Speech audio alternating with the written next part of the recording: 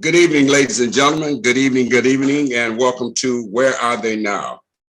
I'm your host, T. Pablo, and tonight we have a fantastic show. And for those of you in Detroit, y'all know who this guy is. I'm talking about none other than Chazzy Green. Let me tell you a little bit about Chazzy Green, just in case you don't know. Chazzy Green is an internationally acclaimed musician, composer, and producer. His charisma and creativity captivates music lovers of all ages. Chazzy was born in Detroit, where he initially received classical training on the clarinet and flute. However, something deep inside beckoned him to his spirit and drew him to the alto and tenor saxophones as he began to explore blues, rock, and jazz, blues, rock, jazz, and fusion, as a matter of fact. Now, while attending Howard University, Chazzy discovered that his musical roots extended back to his grandfather, who played trumpet in an all-black brass band in the 1920s. Chazzy subsequently found that his family's musical artistry stretched out to include other family members who are well known in the music industry, specifically Lester Bowie and Byron Bowie, who are esteemed musical legends and founders of the Art Ensemble of Chicago.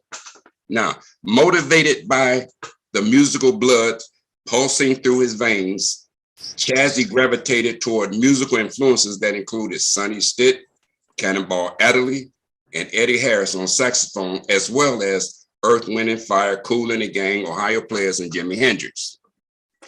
Having found his purpose and having achieved an early #2 hit, I Just Can't Control Myself, as a member of the group Nature's Divine, Chazzy left Howard and headed to the music mecca of Los Angeles. Upon arriving, the Detroit guitar great Ray Parker Jr. took Chazzy under his wing and showed him the musical ropes, LA style.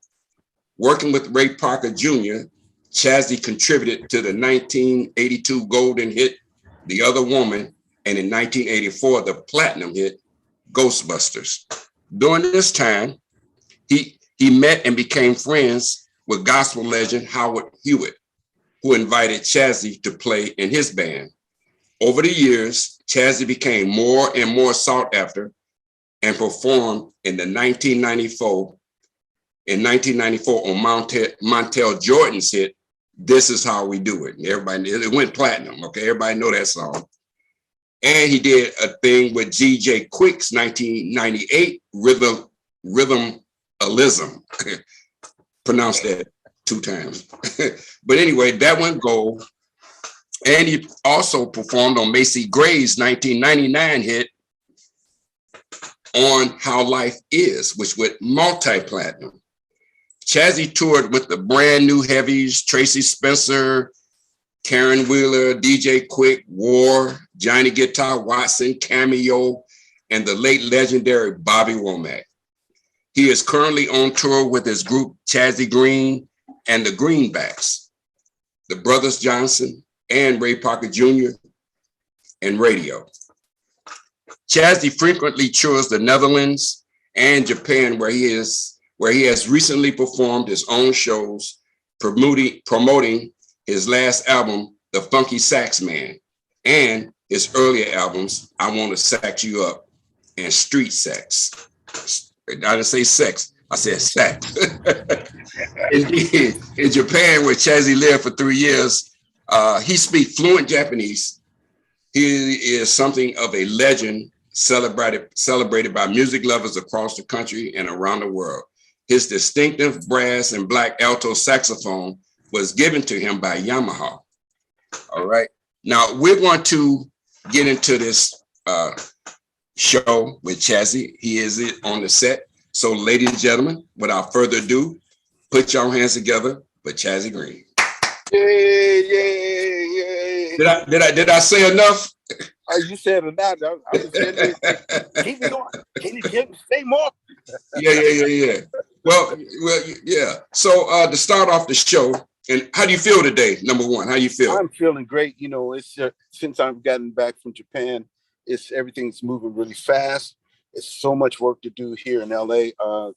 You know, and the great thing about being here in LA is so many places to play and so many communities that respect what I do. You know, I play in churches, but I play in all the churches. So tomorrow starts the Rosh Hashanah with the Jewish community. I'm going to play at the biggest Jewish temple in Beverly Hills or in California area called Sinai Temple. That's interesting. Then I do the Beverly Hilton. Then I'm doing my shows. It's going to be great. I'm just having a ball being back here, you know. But I got to get back to Japan to do a big Chazzy's ghost busting Halloween show. It's going to be enormous. It's going to be great. So I'm doing a lot of different things, and I'm just happy to be back here. Oh, that's good. That's good. People want to know, and this is a rhetorical question for us because we know, but people who don't know want to know, where did you grow up at? I grew up in Detroit. I went to Northwestern High School, McMichael Junior High School, right over there near Grand Boulevard, West Grand Boulevard, and Dexter. Now, for a lot of people that don't know, Detroit was a mecca for great entertainment back during the day. And right there in that corner of Dexter and West Grand Boulevard was the YMCA. I think I learned so much stuff at the YMCA. Let me tell you, all the stars of the day would come out there to work out. The Pistons of the day, Dave Bing, Jimmy Walker, they would come. Some of the Lions, Lem Barney, everybody was there. Even the singers, the Temptations were there. Melvin Franklin was one of my favorites. Smokey Robinson, and even Marvin Gaye. Marvin Gaye could play some basketball. Did you know that? Yeah, he was. Yeah. So Melvin Franklin, he was so funny. I lived right there, and he would always get a new Cadillac, and he would take the kids home. But I was so mad because I lived right there, and I couldn't go anywhere. So I said, okay, man. And then I met him after I grew up and became kind of well known and stuff. And I told him this story, and he chuckled. He had a great chuckle about that one. But right there was, man, it was so much music. And then straight down Westman Boulevard was the 876 where we were playing concerts. I was playing professionally when I was like 16 in the down Grand River. There's so many places to play at. The Grand Ballroom, all these places. And Detroit was happening, man, at that time. And I'm glad I came out of there at that time. I don't know what's going on there now, but I came out at the right time. Yeah. So how did you get into music? How did you introduce, or what influenced you to go into music? Well, it was the music teacher at the day. I was at Woodward Elementary School, came to get about 7 of the smartest kids in the math class. He figured all the smart kids would be able to learn instruments fast. So he picked me as one of the students and a couple of us. And so we kept it going. And I first started off on the clarinet, and I kept that going until I got to high school.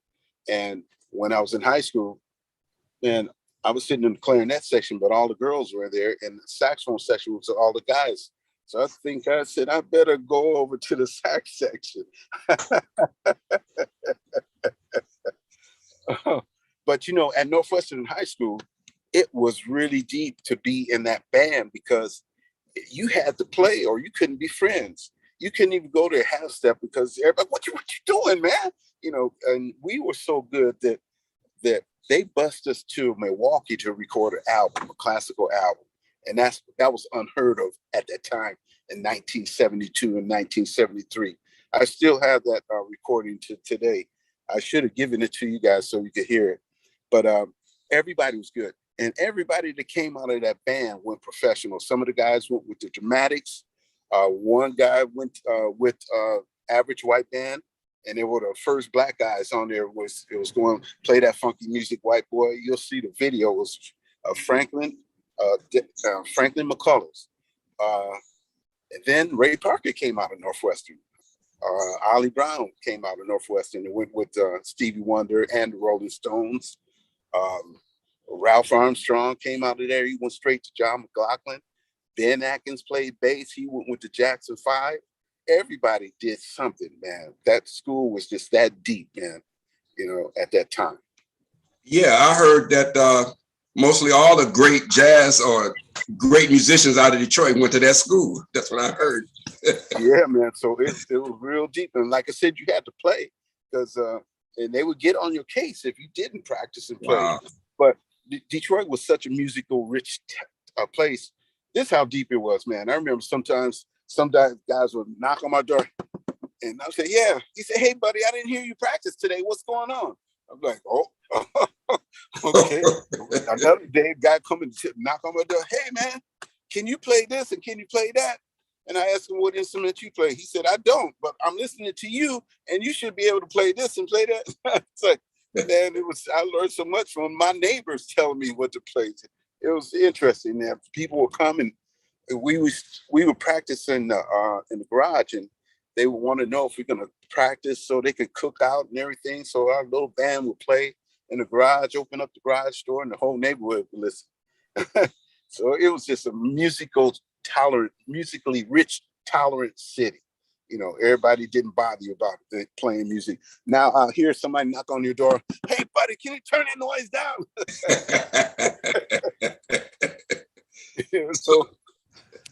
So, who were your first major influence that made you like, I got to play saxophone. I just got to play? Eddie Harris.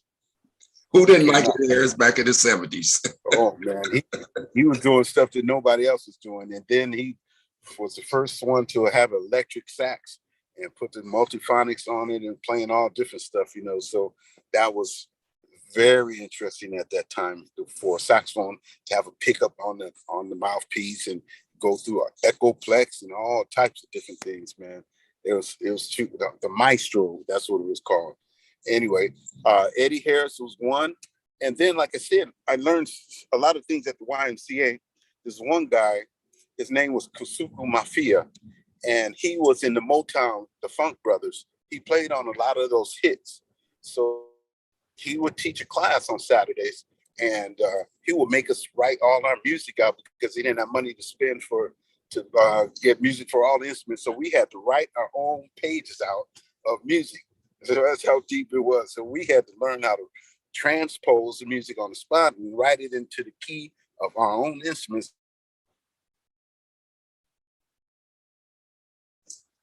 The sound went out, Andrea. Can you hear me? I hear you now. Okay. All right. Did you hear me on the last part when I said you had to write your own music and had to write it correctly and transpose it correctly, or everybody looking at you like, oh, hey man, what this guy doing? But it was just so much, man, that helped me to be able to be a good musician out here and to have good ears. Because when I first got out here with Ray Parker and I played with Switch and Al Jarreau and everybody, they would just hum out stuff and I catch it on the spot because my ears were that quick, and if you say it once, I got it. And people like that. But, I found out that music is more than just playing the music and notes and stuff. You got to be a cool guy. You got to be on time. You got to show up at the right place. You got to be prepared and know your stuff. It's just not just playing notes. Because I've seen people, great musicians. We hold that thought. We got a caller that want to talk to you, okay? Okay. All right. Rob Carter, go ahead. Rob Carter's on the phone? Yeah, Rob. Rob Carter is the lead vocalist of Nature's Divine. Where you at, Rob? I see you. I don't hear you. Call back. Okay, he's gonna call back. Yeah, that was Rob Carter. Yeah. I know y'all go way back. But what you were saying segues into my next question. And that is, do you write your own music? Of course. Of course. Like I said, I was writing music before I got to LA, but when I got to LA and just studying from Ray, who learned from Stevie Wonder how to really write a song with a chorus and a groove that make you want to listen to it, an infectious groove that make you want to pay attention to and just stay there. You know, Ray Parker was a master rhythm player of grooves, period. So I learned from him how to make a groove. If it ain't grooving, it ain't gonna be a hit. You know, so I learned from him to make simple melodies and say something with those simple melodies and phrases. That's the most important thing, because if people can't get it, it ain't gonna be a hit. So I know a lot of cats really want to play all that. Nobody will remember any of that stuff after 5 minutes. You know? So it's best to play something simple if you want to hit. Even people like Herbie Hancock, when he came out with Cantaloupe Island, ba-da, ba-da, ba, ba-da, ba-da, you can remember that instantly. So it's always good to make stuff infectious grooves. So do you produce other artists? Yes, I do. I produce a lot of vocalists. I produce some people here in LA. And when I'm in Japan, everybody wants me to produce. So I producing a couple of singers over there. They like my style because they want to sing like R&B singers in America. So when they get me to make sure their diction is correct, because sometimes in Japan, people don't know how to say the L's, so they call it rari, not Larry, but rari. So we had to get them to correct their diction and things like that. So, but I'm really good with vocalists and producing vocalists. And that's one of the things I like to do. And it's easy to make sure you teach them correctly. My father was a great teacher.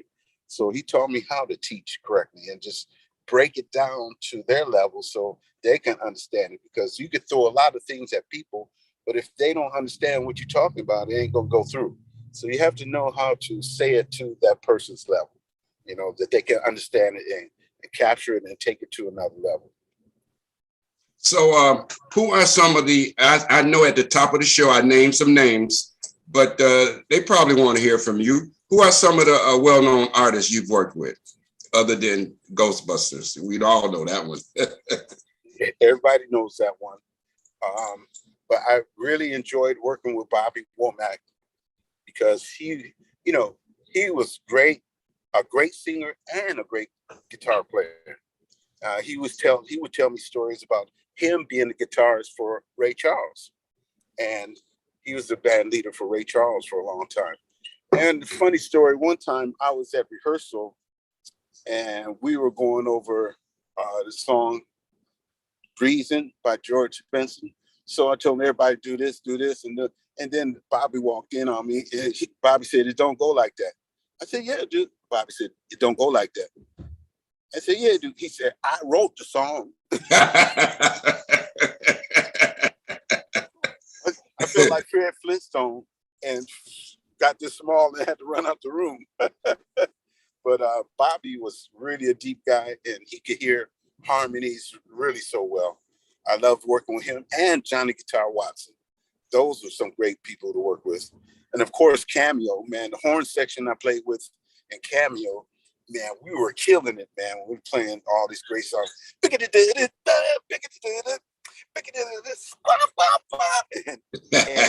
all those songs, talking out the side of your neck, man, we were killing those songs, man. The horn section, and we had Mike Harris, who was one of the original horn players for Earth, Wind, and Fire. Steve Baxter, man, we were just killing it, man. So Woo. I played so much music, and then I played even some rock and roll bands in LA, the Plugs and a couple others. Man, even when punk rock was out, so I had so much fun playing all different styles of music, and I hope to continue.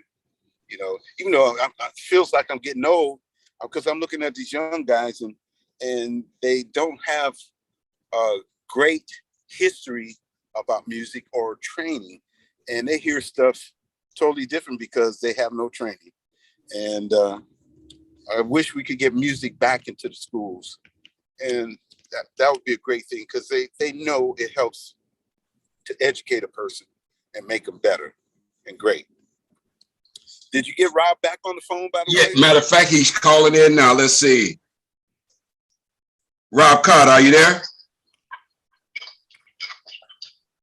You're breaking up. You're not breaking up. You go ahead and speak to Chazzy. Man, I didn't know you was in Detroit. Yeah, I'm not in Detroit. I'm in LA. Oh man, I was just with Carol the other day. Really? Okay. Oh, all right. Wayne State University had a big It's festival, right here. and she was at the festival. Right here. Where were you saying, Rob? Huh? Rob, can you hear me? Who are you with? I was with my son, Chris. Oh, okay. Cool. All right. I'm coming back from a rehearsal, and I'm coming back from a rehearsal, so I'm getting out of the car right now. Hang on for a second, so I get my things out, and we could talk more. All right. Thank you. Okay. How's everybody This doing? is my house right here. Great. Everything's going good. How you been going? How's it been going with you, Rob? Oh, pretty cool, man. It slowed down a little bit, but changed. Yeah, last month was a bear. Oh, we got to get you on the show. Andrew got you on the list. Oh yeah, On my big, you know, that was a big hit. Chazzy, you breaking up. You breaking up, Chazzy. Okay. Let me go to my house. You showing them palm trees. You're making us sick. Now. Am I okay? Palm trees. Where you at, Florida? Yeah, Chazzy in LA. Am I okay now? Yeah, you good, Chazzy. We still got Rob on. Uh-oh. What happened to you, Chazzy? You gone. Okay. Okay.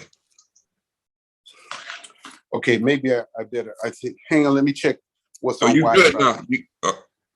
I'm gonna turn this Wi-Fi off because my Wi-Fi is not working. Okay.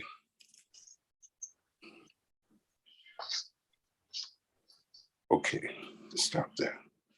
Let me see how to get back there. Where are you? Can you see me? No, we hear you, but we don't see you. Oh, we see you now. Okay, I don't see you. Oh, you just went out again. Okay, you're back. You went out. I don't see you. I don't see you. That's gonna be on your end. Yeah, I got to find out how to get back there. Just hang on. How to get there. All right. Let's see. I think I got it. I think I got it. Maybe. No. I got to put my glasses on. Hang on.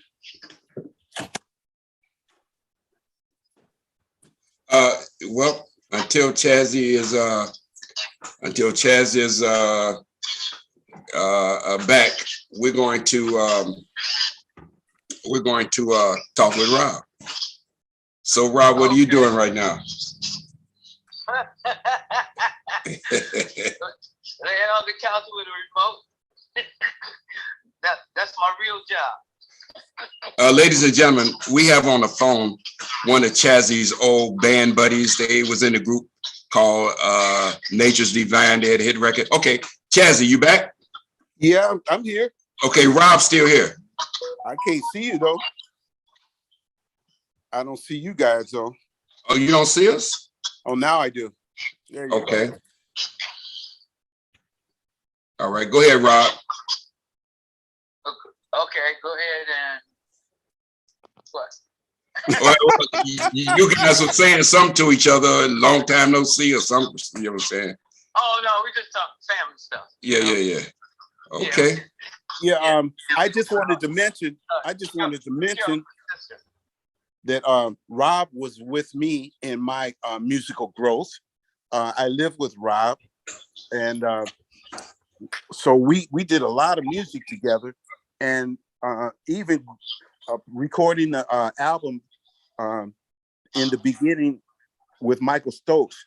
Michael Stokes really taught us a lot if you watched and learned.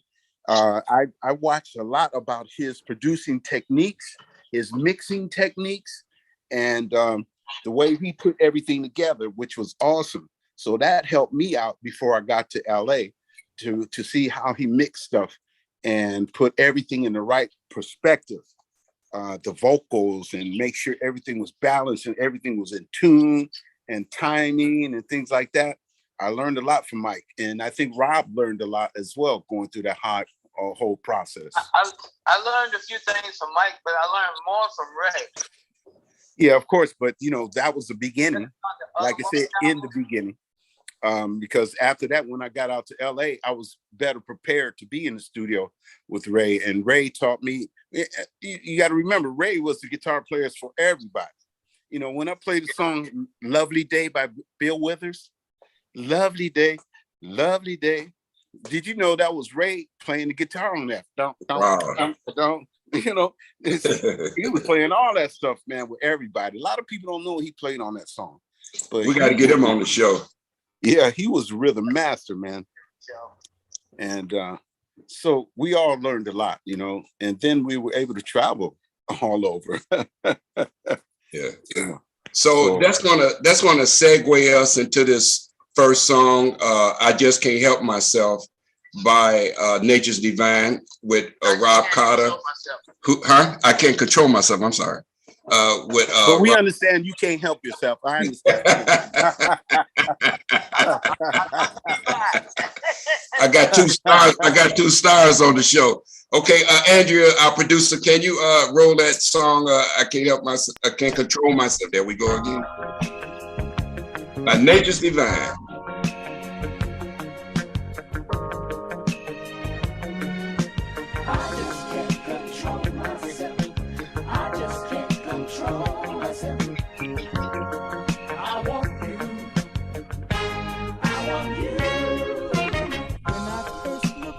There go Rob Carter with the braids. Sorry. Oh, God. Your eyes held a magic glow. I could feel my love that flow. I could feel it flow. I just felt so good inside. Fixed emotions I couldn't hide. Just couldn't hide. Oh, mystic lady, can't you see? You were all the dreams I dreamed. I just wanna say that I just can't control myself. I just can't control myself. And I want you. I want you, baby. I just can't control myself. I just can't There it is. control myself. I want you. I want you. You know that I do.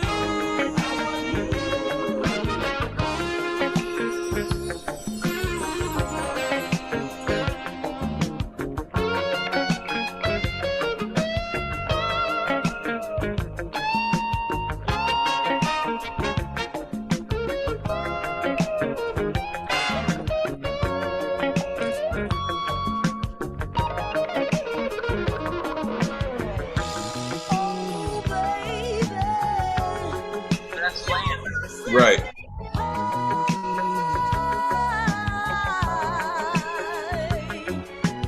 I felt like my heart had wings. Having you was everything I needed.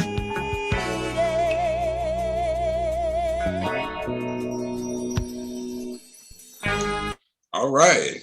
What a song. I remember that song so vividly.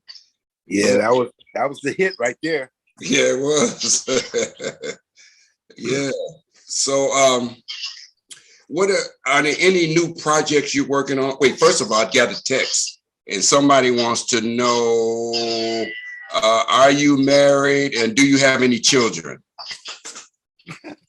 Who they want to know it from? You, no, Rob, it's your show. Rob just called it. He's just hanging on the phone, But yes, Yeah, I'm married. I just got married in Japan. And Oh, no really? children, no kids. oh, I just got a lot of students running around. Okay. Yeah. Okay. Now, the other question is, what are some of the latest projects you're working on? Latest project is I'm doing a couple of female artists in Japan. And like I said, I'm getting ready to produce this big ghost-busting Halloween show in Osaka coming up on Halloween. So that's going to be a big deal for me because, you know, just getting people to come there and recognize Chazzy Green for my ghost-busting show. Sometimes Ray doesn't want to go out because he feels like he done made too much money and they can't pay him enough money, the money that he's been making with all the stocks he's got in Tesla and Apple. And I'm like, he doesn't even have to go out and play a gig. But look, I got to play. I play for a living. So I don't mind going out and to play. So I'm going to start doing Ghostbusters on my own. All right. We're going to segue into your latest song that your latest song, what was the name of it? At My Place. At My Place, yeah. So we're going to go to that song and see what it sounds like.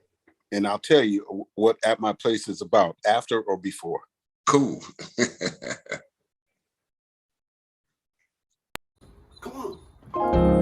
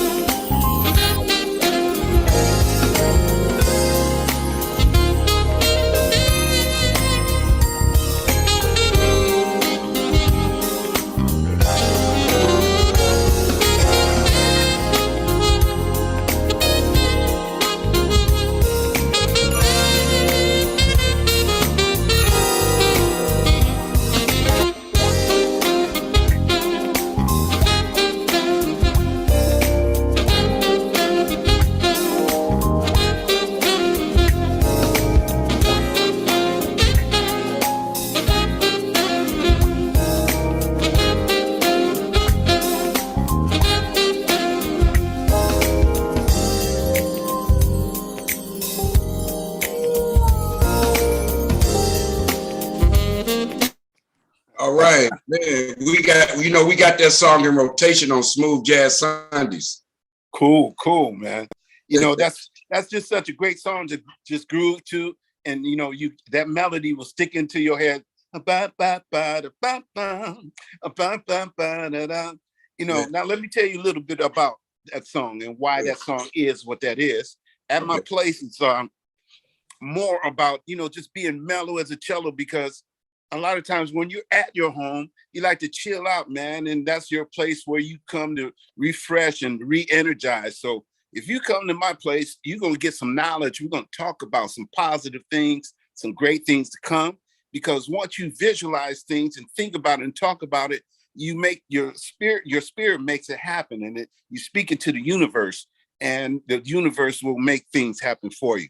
So you come over, you'll get some good food. I'll cook some good food. I love cooking.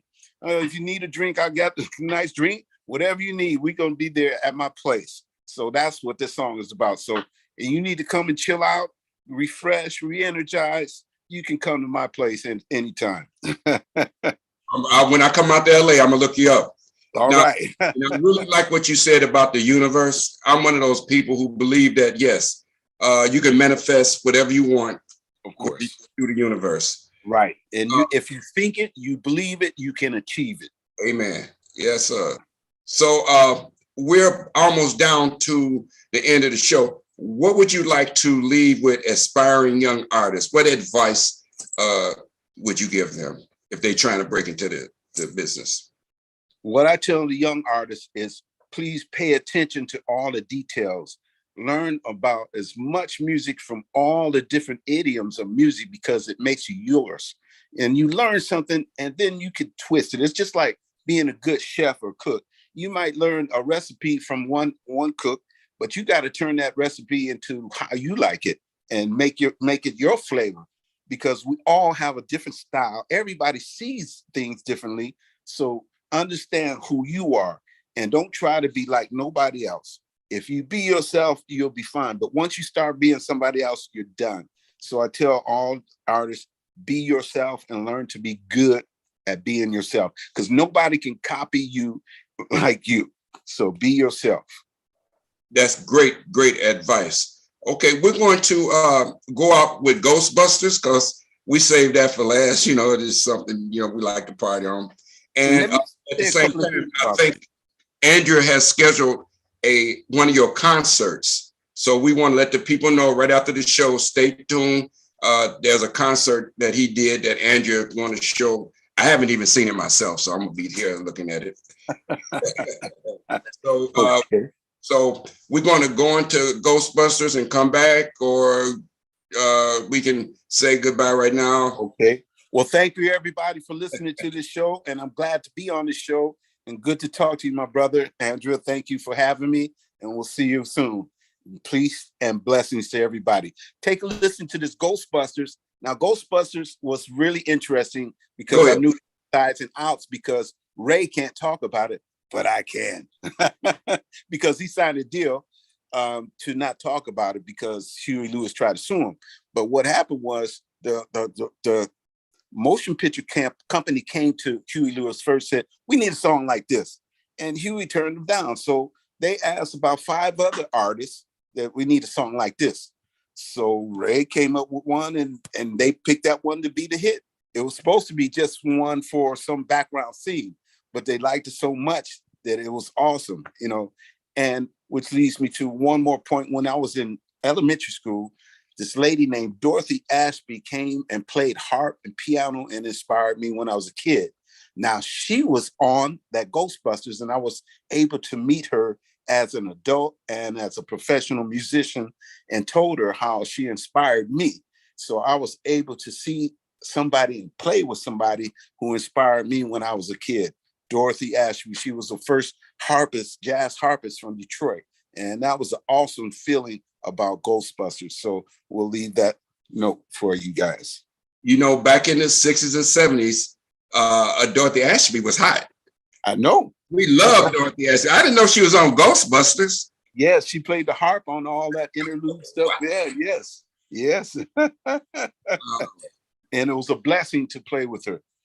I was still kid when she was in Detroit. when she was hot. I was too young to hear her. I didn't know much about jazz scene at that time, but I studied on her, and it was a blessing to meet her and talk to her as an adult. She's still around? I haven't heard anything. I think she passed away. Oh, she passed away. Okay. God bless her soul. Yep. But I got to meet her before she was gone. That was a blessing for me to see somebody that inspired me as a kid, you know. Okay, brother, we have much love and respect for you for coming on the show. Thank you for having me. Knowledge and wisdom with us. I mean, yes. It was exciting for me, and I knew a lot about what was already going on. So I know the people who never heard these stories are amazed. Yeah, I hope so. And the thing is, we all have to share our stories. And when you get different insights from different people, it helps you to look at yourself and reflect properly. And then you could adjust what you need to adjust, because nobody's perfect in this world. And we all are learning. We all are spiritual entities having a spiritual experience in a human body. Absolutely. Yes, sir. Right on. All right. Okay.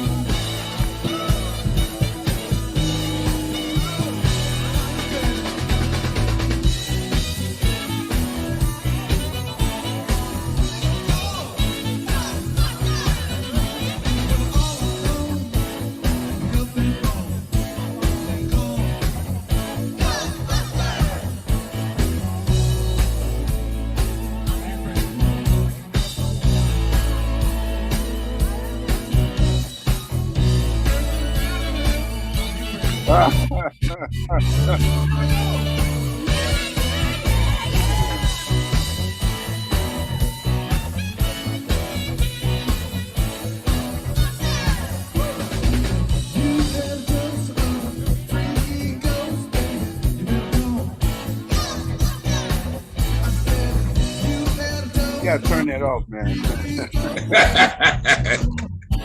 Andrea picked the wrong Ghostbusters to play. They picked the wrong Ghostbusters to play. Yeah, because that's not me playing. Well, Andrew didn't. Andrew, she picked it. She probably didn't. It was she wasn't even born probably when that song came out. No. No, we did a big Sony anniversary for Ghostbusters, and we did it out at Sony Studios, and that's a big one where all the people came in their Ghostbusters gear and everything. It was just phenomenal. We had Chevy Chase there, a couple of the actors from the Ghostbusters movie, and Eitman, I think is his name, the original director of the movie, but he passed away and left the franchise to his son now. So, but I thank you guys for having me on the show, and I hope to see you again when I come to Detroit. I'll let you know. Please. So something big, all right? Yes, sir. Thank you so much. Oh, no problem. I appreciate you. Yes, sir. Everybody out there, see you soon. You can follow me at www.chazzygreen.net or Facebook me or Instagram me, whatever you want to do. All right. We'll see you soon. Thank you. Peace. You're welcome.